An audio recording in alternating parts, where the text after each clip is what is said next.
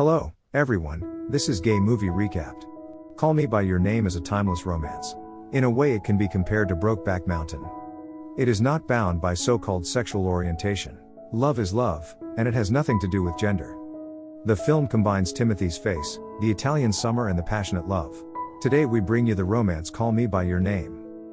In the 80s, somewhere in northern Italy. In the summer, 17-year-old Elio comes to the country house for his usual vacation.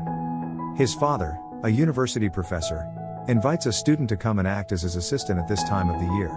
This year it was Oliver, an American Jew, who came over. Elio is standing in his bedroom packing his clothes. He needs to give up his room to Oliver and go to sleep next door. It was the same every year and he was used to it. Elio walks downstairs, helps Oliver carry his luggage at his mother's request, and shakes his hand to meet him. Arriving in the bedroom, Oliver flops onto the bed where Elio has slept with a tired face. Elio wanted to talk to him, but seeing him lying in bed exhausted, he didn't say anything. He turned and headed next door to compose his music. A few hours later, the maid pulled the bell and it was time for dinner. Elio knocks on the door of his room to wake Oliver up, but he has fallen into a deep sleep and does not respond. Elio picks up the book and pretends to drop it on the floor by accident, and Oliver is awakened. Elio invites him downstairs for dinner, and Oliver declines but thanks him for the invitation. Early the next morning, Oliver walks downstairs in high spirits for breakfast. He is a self-effacing man who easily settles into the conversation. But the European-style egg cups made things a little tricky for him, and luckily the maid was there to help in time. During the meal, Oliver's 6-mango necklace catches Elio's attention. He had one, but never brought it out. After all, the 6-manifold symbolizes Judaism. After the meal, Oliver gets on his bike, accompanied by Elio, and heads to the bank in town to open an account. The two of them go through the alleys one after the other. After the account is opened, the two begin to make small talk about the fact that Elio's family is as Jewish as Oliver. Oliver zippers up his pants in front of Elio without changing his face. Before dinner Elio freshened up in the mirror, he shaved up his white foam to reveal his white chin, then went downstairs to join the meal. Oliver did not attend and could not be found. After finishing dinner, Elio sits with his family in the living room. His father suggests that he play a song for the group. Although Elio was reluctant, he obeyed his father's order. The next day, Elio lies bored in bed reading a book. He had an allergy on his face and was unable to go out and play. That's when Oliver comes back and invites Elio to swim, just the two of them. After all, he was allergic too, so the two of them could keep each other company. The two of them changed into swimming trunks and went to the pool in the trees. Elio was afraid to look Oliver in the eye, because the two of them had exposed most of their bodies, and Oliver was very fit.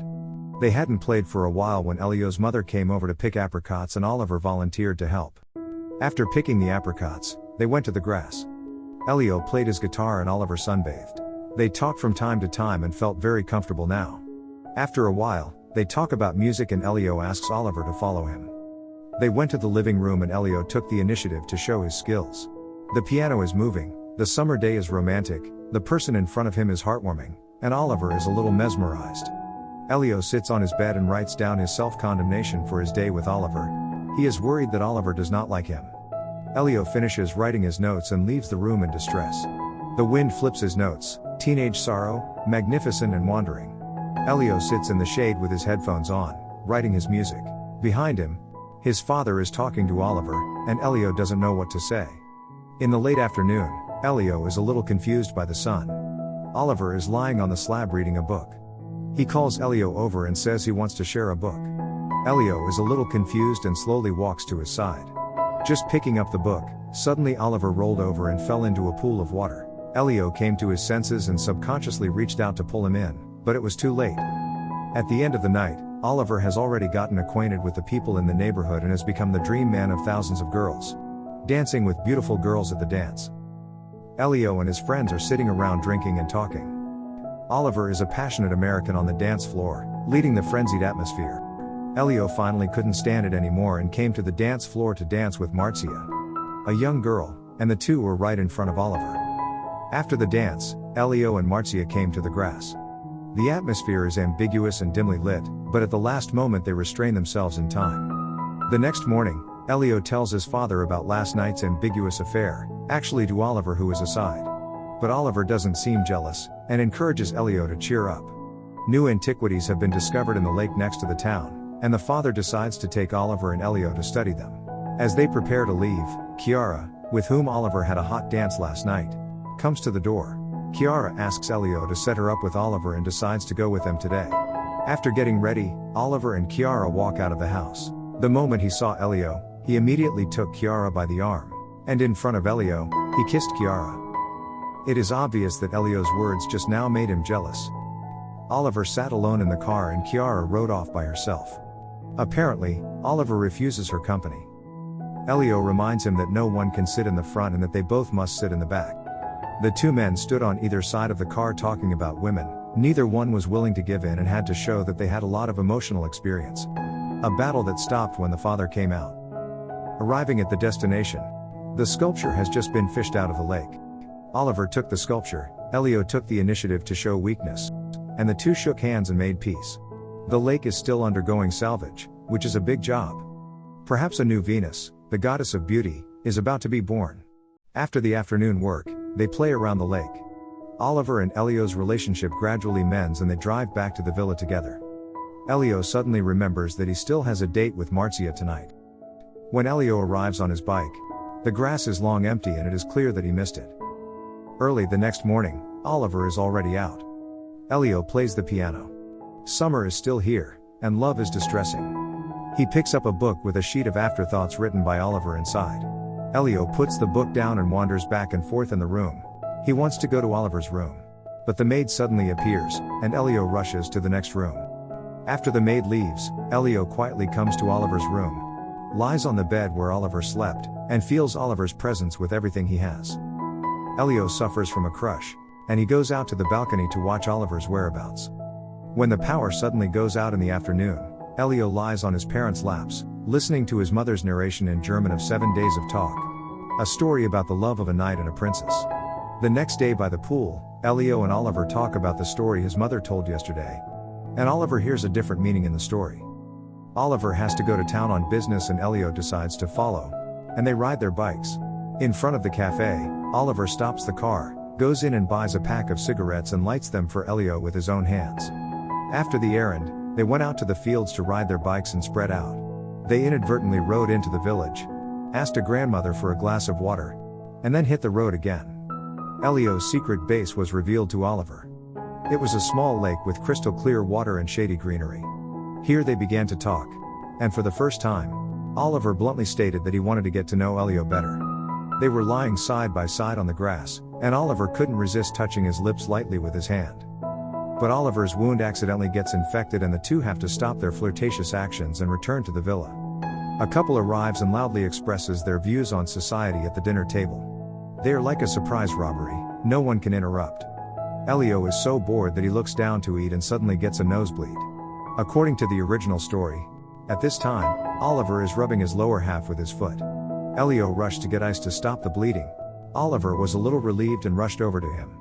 They sat by the corner and Oliver massaged Elio's leg. He did a great job, but Elio felt some pain.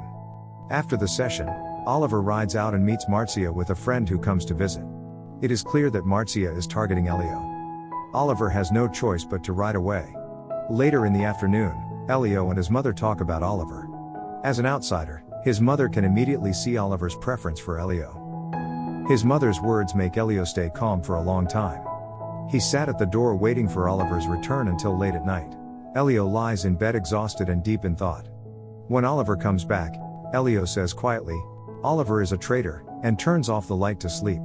One day, Elio and Marzia are on a date in town. And they are walking and talking, and the atmosphere is flirty again.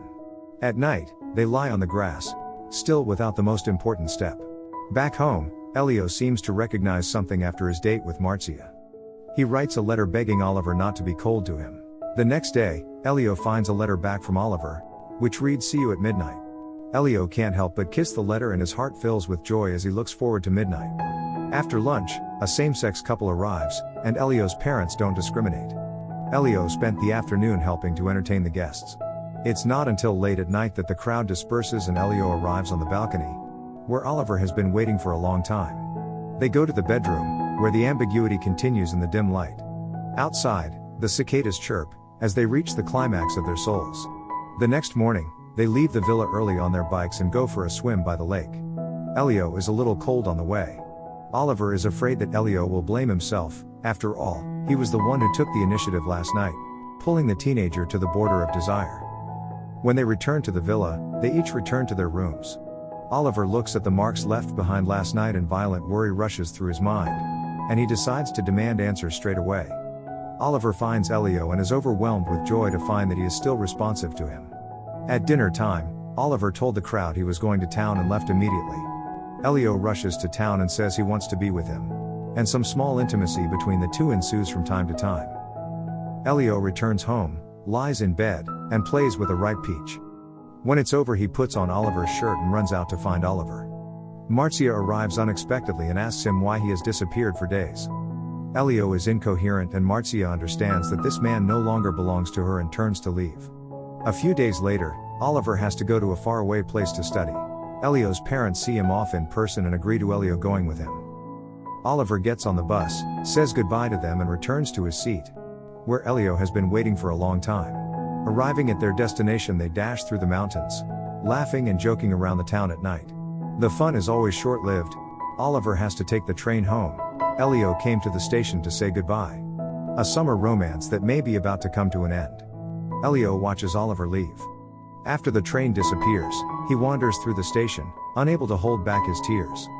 He doesn't have the courage to go home alone and has to ask his mother to pick him up. When he returns home, his father is waiting for him, and Oliver and Elio's story is one he has long since discovered. The father tells Elio that he is jealous. Once he had a story, but never together. Because this is a youthful practice, anyone can have troubles. Winter arrives and Elio's family arrives at the villa to escape the cold. The phone rings and Elio can't wait to answer it. It's Oliver. Thoughts can't help but leak out, but a nightmare arises and Oliver is forced by his father's orders to get engaged next spring. Their love has run out in the summer. Elio hangs up the phone and comes to the fireplace. A moment of tears, a moment of pursed tears and smiles, a moment of indifference. The summer is really over. But he cannot forget. The whole film ends.